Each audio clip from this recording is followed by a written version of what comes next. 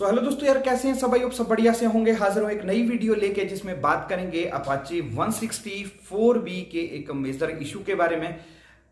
अपनी बाइक के बारे में बताऊं दोस्तों, 164B ब्लू कलर में 2.5 साल हो चुके हैं इस बाइक को। टोटल रनिंग जो है 19,000 किलोमीटर के आसपास हो चुकी है और BS4 ये वेरिएंट है, कार्बोरेटेड वेरिएंट है, सिंगल डिस्क वेरिएंट है। अभी इंसिडेंट के बारे में अगर बताऊं तो हुआ ये था कि 4-5 दिन पहले मुझे इमरजेंसी में चंडीगढ़ अप डाउन करना पड़ा। मतलब मान के चलिए आप कि 60 किलोमीटर एक साइड को और 60 किलोमीटर 10 मिनट का रेस्ट मिला था बीच में, और 120 किलोमीटर 120 किलोमीटर जो है मैंने इससे लगातार इसको चलाया। उस टाइम पे बाइक बिल्कुल सही थी और फ्यूल जो था इसमें 3.6 था।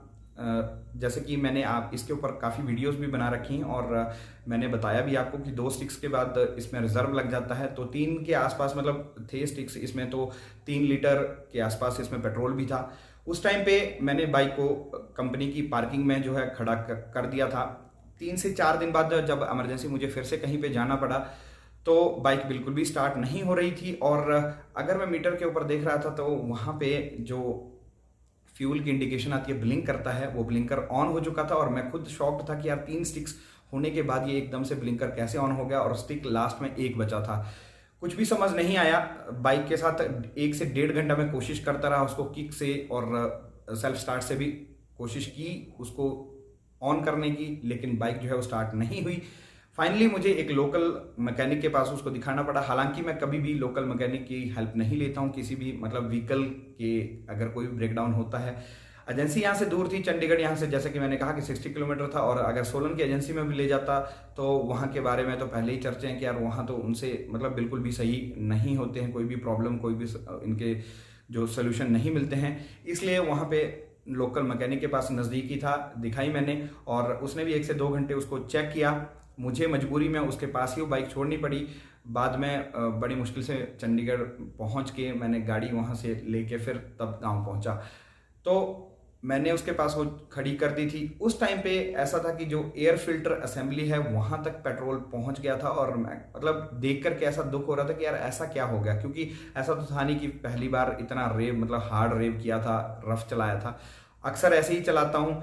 और जब उस बंदे ने पेट्रोल की जो इसकी पाइप होती है इंजन ऑयल की, उसको भी खोल के देता, उसकी तरफ से भी पेट्रोल आ रहा था। वो भी शॉक्ड था, वो भी कह रहा था कि भाई अभी तो कुछ पता नहीं चल रहा है, मैं आपको इसको कल या परसों तक डिलीवर करूंगा।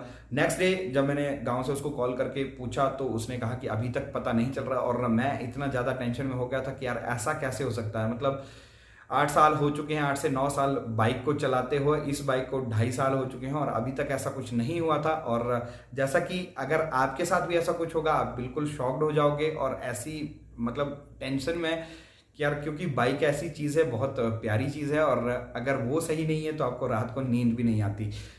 तो ऐसा सेम हुआ मेरे साथ। बाकी अब चलते हैं बाइक के पास, और जब मैकेनिक के पास ये खड़ी की थी उस टाइम पे इसकी क्या हालत थी, और अब फाइनली मुझे पिछले कल बाइक डिलीवर कर दी गई है उसकी तरफ से।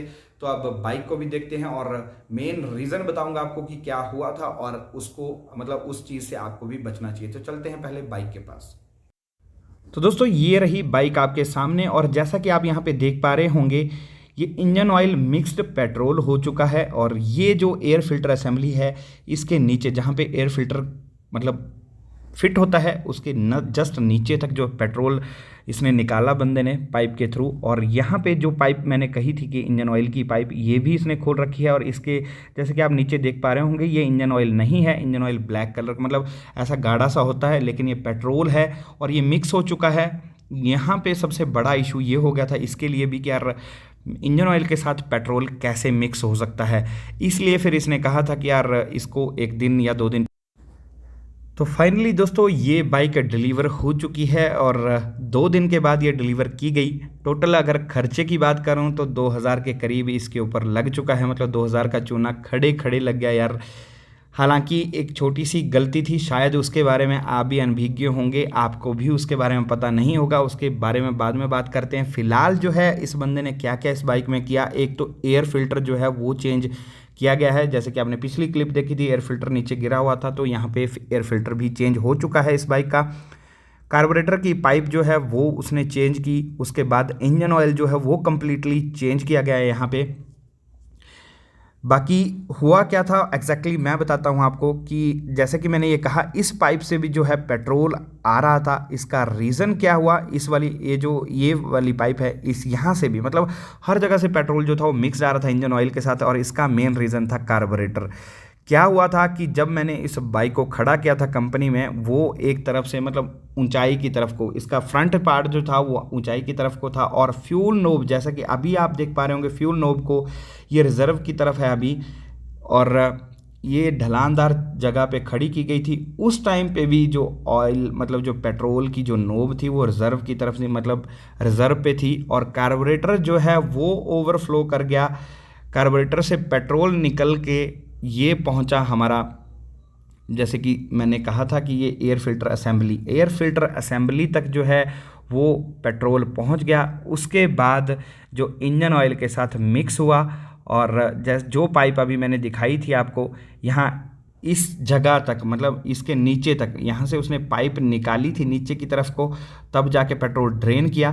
तो जो इंजन ऑयल की पाइप जो नीचे खोली ही थी, वो उस पाइप से सारा ये इंजन की तरफ फैल गया। मतलब एक तरह का अगर मैं आपको बताऊं कि ये रीज़न क्या था, फ्यूल नोब का हमेशा मतलब आज दिन तक कभी बंद ही नहीं किया था, हमेशा ऑन रखता हूं। और ऑन अगर आप रखते हैं एक किसी स्पार्ट जगह पे मतलब एक प्लेन जगह पे, तब कोई दिक्कत नहीं है। लेकिन अगर आप किसी ढलानदार जगह पे, जिसका मतलब एक तरफ से कि पीछे हटने वाली बात, तो पेट्रोल जो था वो बैक मार गया एयर फिल्टर असेंबली की तरफ, और उसके यहाँ से ये निकल गया अपने इंजन की तरफ, और उसकी वजह से इंजन जो था वो स्टार्ट नहीं हो रहा था। तो आपको जो दोस्तों जैसे कि ये हमेशा करना है, अगर आप सिर्फ 10 मिनट के लिए बाइक पे या आधे घंटे के लिए रुक रहे हैं, तब तो आपको फ्यूल नोब जो है नीचे की तरफ मतलब ऑन रख सकते हैं या ऊपर की तरफ को रख सकते हैं। लेकिन अगर आप कहीं पे लंबे डिस्टेंस के लिए, जैसे कि 3-4 दिन मेरी बाइक खड़ी रही और फ्यूल ऑन रहा और थी भी ढलानदार जगह पे, तो कार्बोरेटर से बैक कर मतलब जा सकता है। ये BS4 में दिक्कत है, क्योंकि अब तो फ्यूल इंजेक्शन सिस्टम वाले आ चुकी हैं बाइक सारी ही।